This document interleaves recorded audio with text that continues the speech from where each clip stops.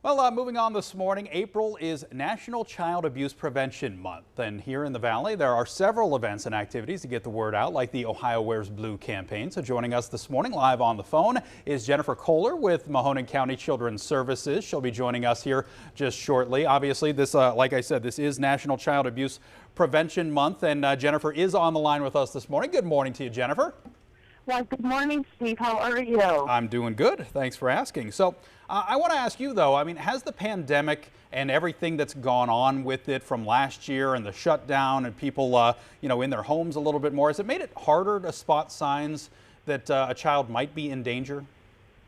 Well, you know what? The pandemic certainly had its, it still is having an effect. I know when the pandemic first hit and we had the stay-at-home order back in March and April of last year, across the state, including Mahoning County and our own agency at Children's Services, we saw like a 50% drop in our referrals and our reports that we normally would see from mandated reporters like teachers and counselors and coaches.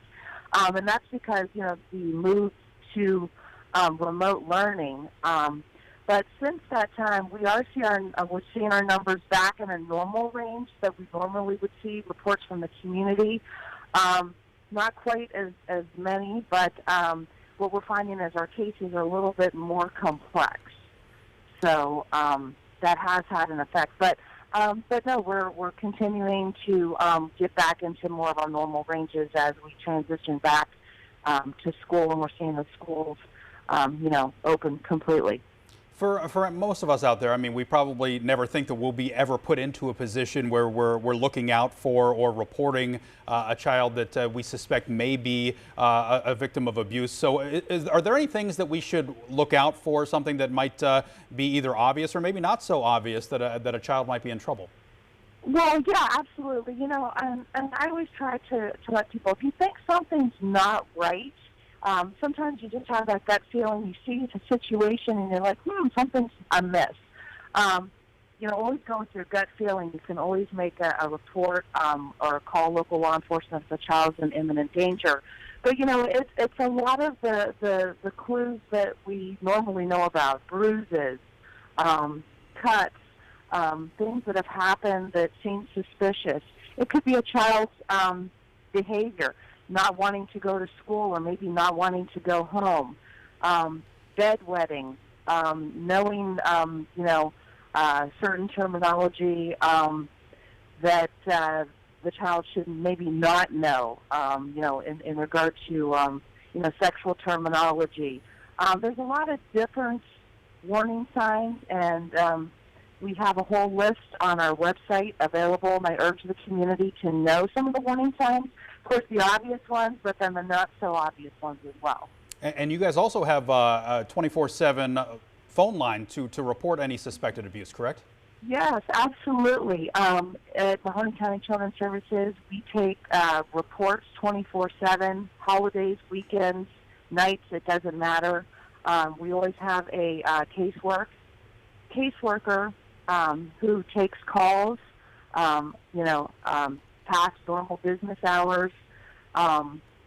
So most Child Protective Services have those report lines, and we urge the public, if you see something, say something. It doesn't matter what time of day, make that call. And again, if a child's in imminent danger, you want to, contact your local law enforcement as well.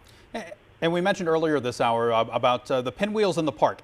For an awareness event in terms of this month, how important is something like that, just like a visual reminder for people to keep their eyes peeled? Yes, absolutely. Communities across the nation plant pinwheels, and pinwheel gardens, actually. And pinwheels are the national symbol for Child Abuse Prevention Month.